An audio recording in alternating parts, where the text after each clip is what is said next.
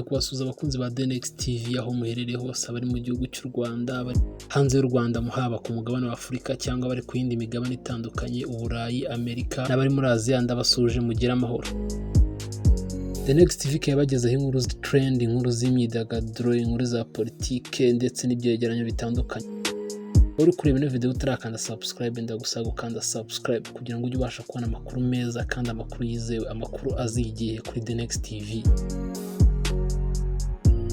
The Next TV ikaba yaguteguriye icyegeranyo. Tugiye guhera ku mwanya wa 10 tugera ku mwanya wa mbere. Uribaza ni iki cyo ngusaba uri kureba ino video, ndagusaba kwirangiza kugira ngo ubashe kumenya ese abagore b'Abanyafurika bameze gute ku bijyanye n'imari, bameze gute ku bijyanye n'amafaranga. Ukaba ugiye kumenya bamwe mu bagore 10 ba mbere bakize ku mugabane wa Afurika cyangwa bagwiza tungo cyangwa bagashize nk'uko babyita.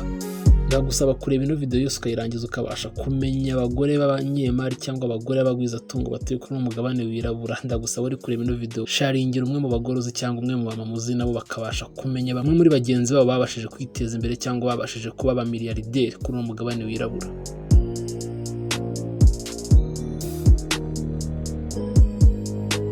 Afurika ukaba ari umwe mu migabane ukubiyemo ibihugu bigera kuri 55, ariko bano bagore bakize bakaba bakubiye mu bihugu bimwe cyangwa akaba ari agatsiko kamwe k'ibihugu bimwe katunze cyangwa gatuyemo bano bagore b'abanyemari. Kuva muri Nigeria, Afurika y'Epfo kugera muri Angola, abagore b'Abanyafurika bakomeje kwiteza imbere cyangwa bakomeje kuzamuka mu rwego rwa business, aho usanga bitabakanga kuba bahatanira ku isoko cyangwa bahatanira amasoko n'abagabo. Kuri ubu rutonde tugiye kubagezaho dukesha ikinyamakuru bita asaafrica.com. nk'uko rubigaragaza, tukaba tugiye kubagezaho n'urutonde rw'abagore bafite amafaranga menshi cyangwa batunze amafaranga menshi. Tukaba tugiye guhera ku mwanya wa 10 tujya ku mwanya wa mbere.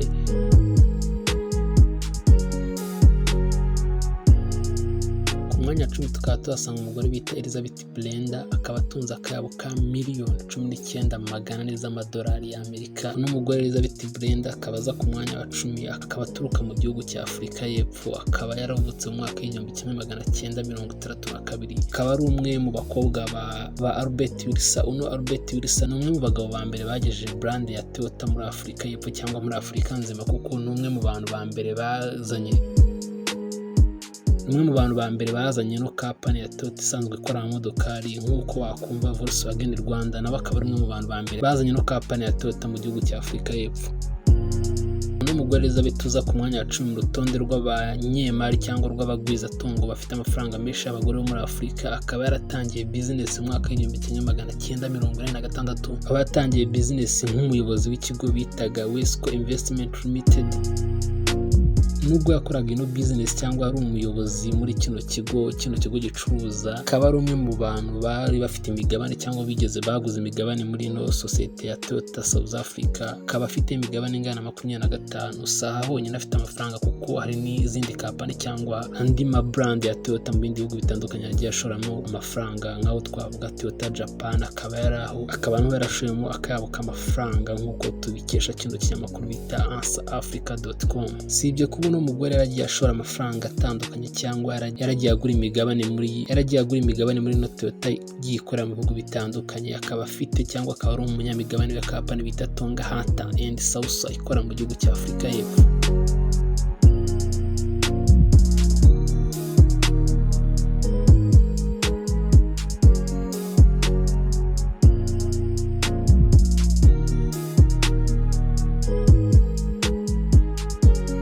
Umwanya wa 9 mu rutonde rw'abagore afite amafaranga menshi, nk'uko tubikesha kino kinyamakuru bita asaafrica.com, turasanga umugore bita Sharon Wapnick.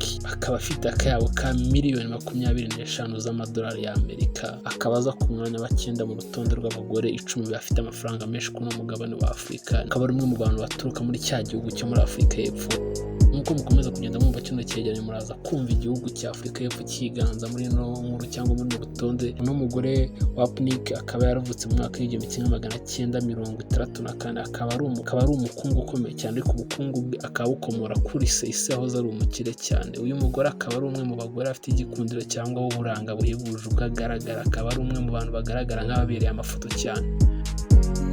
n'umugore mu bikorwa cyangwa muri business ze akora, akaba ari umwe mu banyamigabane bakuru muri sosiyete bita Octoda Investment. Usibye kuba uno mugore Sharon ari umunyamategeko w'umuhanga ndetse akaba n'umufatanyabikorwa mukuru wa Tunga Wapnik Bacha and Partner, ni umwe mu bagore bagaragara neza cyangwa abanyamideli beza mu gihugu cya Afurika y'Epfo nubwo ari umunyemari. Ku mwanya wa 8 mu rutonde rw'abagore afite amafaranga menshi tukaba tubasanga bita Brigitte Ladebe, akaba afite akayabo ka miliyoni 50,700 by'amadolari y'Amerika. Nawe akaba ari umwe mu bantu bavukiye mu gihugu cya Afurika y'Epfo cyangwa ni naho anatuye kuri ubu ngubu. Akaba yaravutse mu mwaka w'1960, akaba ari icyitegererezo ku bagore muri kino gihugu, aho akunze kubabwira cyangwa akunze gushishikariza abagore ko umuntu icyo ashaka cyose yakiba, cyangwa umuntu mu gihe cyose yaba yakoze yagera ku byo ashaka. Igihe umuntu yafashe imbaraga ze cyangwa yitanze mu bintu byose akora akabishyiraho umutima we wose, ashobora kugera ku bukire cyangwa ashobora kugera ku cyo yifuza. Akaba ari amwe mu magambo akunze kubwira igitsina gore cyangwa akunze kubwira abari muri kino gihugu cya Afurika y'Epfo. N'umugore Ladebe akaba yaratangiye gushaka amafaranga mu bucukuzi bw'amabuye y'agaciro, aho yashinze ikigo gicukura amabuye y'agaciro cyangwa kampani zicukura amabuye y'agaciro. Akaba yari afite uruganda rukorwamo n'abagabo gusa. Ikigo cye kikaba kibanda ku bucukuzi bw'amabuye y'agaciro, kikaba gicukura amabuye ya zahabu, platinum, chrome ndetse na aluminium. N'umugore akaba yarashyingiranywe n'uwahoze ari minisitiri w'ubutabera mu gihugu cya Afurika y'Epfo. Ladebe akaba ari umwe mu bavukanye cyangwa akaba avukana n'umugabo w'umunyafurika y'Epfo ukize cyangwa ufite amafaranga menshi bita Patrice Motsepe. Uno Motsepe akaba ari umwe mu bantu afite ikipe y'umupira w'amaguru ibarizwa mu gihugu cya Afurika y'Epfo. Kuri ubu ngubu ndabibutsa ko uno Motsepe ari nawe uyoboye ishyirahamwe ry'umupira w'amaguru kuri Afurika bita CAF. Uno mugore uretse gushora mu bintu by'amabuye y'agaciro, nta zindi business zizwi neza ko yaba ashora amafaranga cyangwa yaba akora. Umwanya wa 7 mu rutonde rw'abagore b'abanyemari cyangwa abagwizatungo muri Afurika turasanga bita Irene Sharon, ufite akayabo ka miliyoni 88 z'amadolari y'Amerika. Sharon akaba yaravutse mu mwaka w'1960. Amaze imyaka 13 akora mu bijyanye no guharanira imibereho myiza y'abakozi mu gihugu cya Afurika y'Epfo. Akiva muri ako kazi yagiye kuba umuyobozi w'ikigo cy'itumanaho cya MTN. Avuye muri MTN yagiye gushinga ikigo cye cy'itumanaho yise Smile Telecommunication. Iki kigo cye cy'itumanaho yashinze ko Smile Telecommunication nk'uko maze kubibabwira, kikaba gikorera mu birwa bya Île Maurice. Ku mwanya wa 6 mu rutonde rw'abagore 10 cyangwa abagore b'abagwizatungo bagashize tukaba tuhasanga umugore bita Wenda Achilema, akaba afite akayabo ka miliyoni 111,500 by'amadolari y'Amerika. Uno mugore Wenda Achilema nawe akaba akomoka mu gihugu cya Afurika y'Epfo. Mu muherwe mu bijyanye no gucuruza ibiribwa na serivisi, akaba ari umuyobozi w'ikigo bita Pick and Pay Holding Limited cyashinzwe n'umugabo we bakaba bamwita Raymond Achilema. Iki kigo kikaba gifite umutungo cyangwa kibarirwa akayabo ka miliyari 3 z'amadolari y'Amerika. Iki kigo kikaba gifite amashami cyangwa gifite ibyicaro mu bihugu bitandukanye. Kikaba gifite amashami mu gihugu cya Nigeria, Botswana, Eswatini, Zimbabwe, Lesotho, Namibia na Zanzibar. N'urutonde rwacu tukaba tugiye kurukomeza ku mwanya wa 5. Ese uribaza hari umunyarwanda waba urimo cyangwa hari uwaba ukomoka mu karere ka East Africa yunze ubumwe? Wenda gusa gukanda subscribe no turayikanda kugira ngo ubashe kumenya cyangwa ubashe kumva ibyo utarumva ahandi.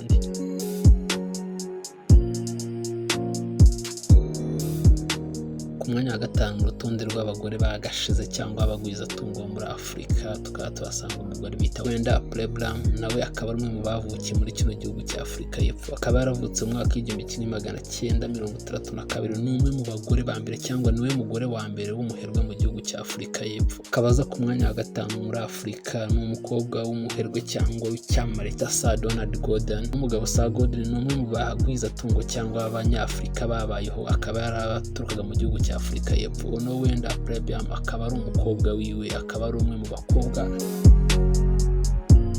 Uno mugore Wanda akaba afite ahantu hanini ahunika cyangwa ubutaka bunini ahunikamo imizabibu. Ino mizabibu ikaba yengwamo imivinyo cyangwa wine.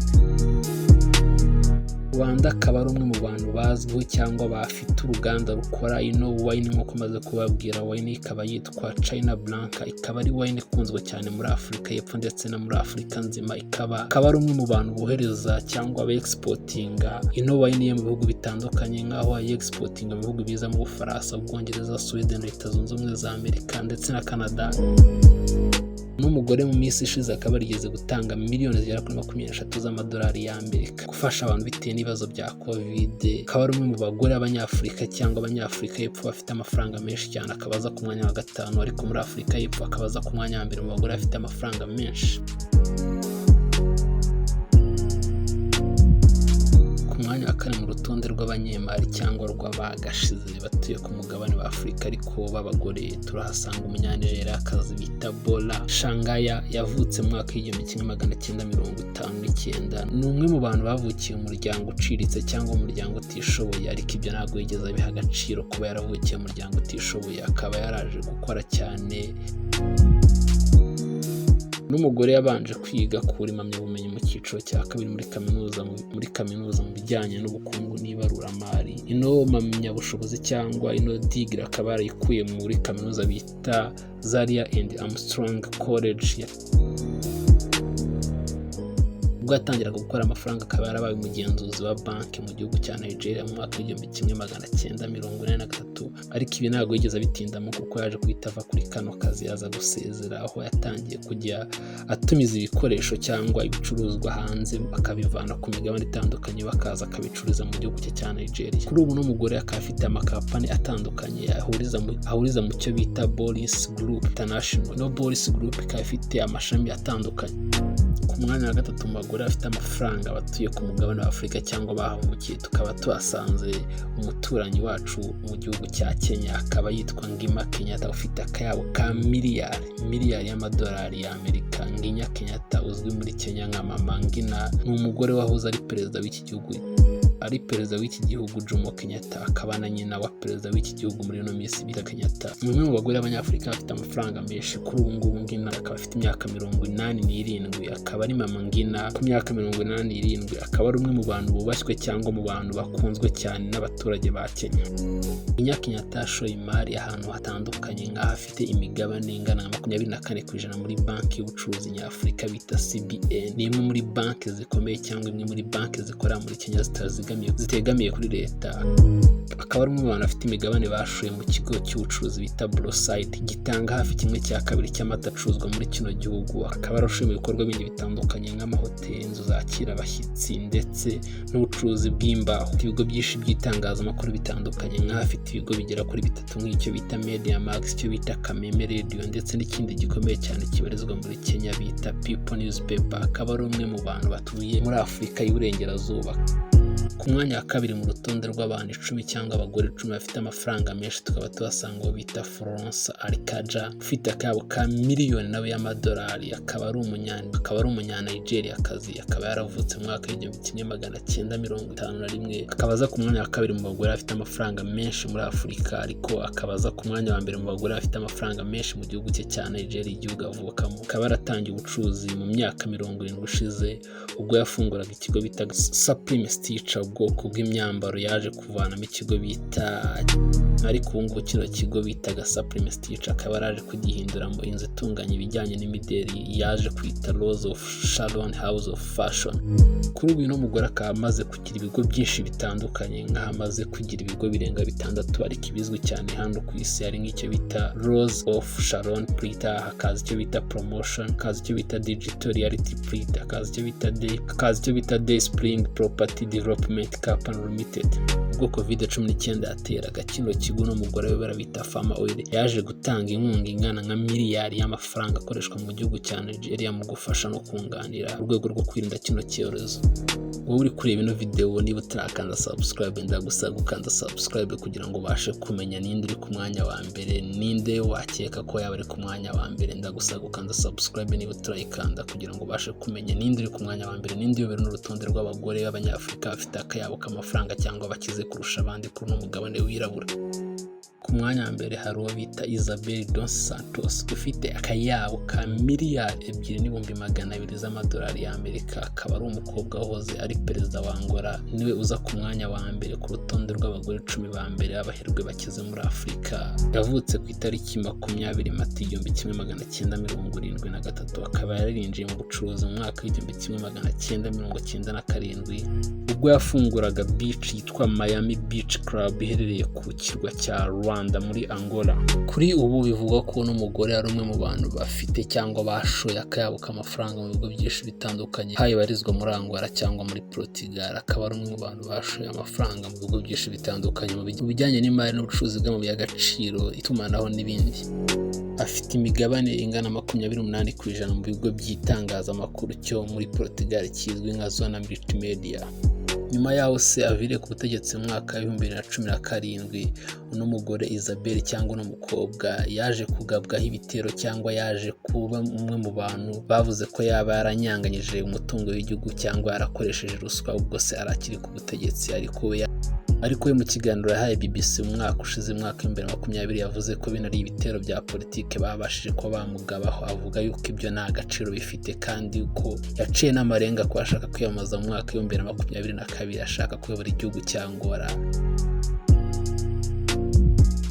We wari uri kureba kino cyegeranyo kuri The Next TV, ndagusaba gukanda subscribe kugira ngo ujye ubasha kubona amakuru meza kandi amakuru yizewe hano kuri The Next TV.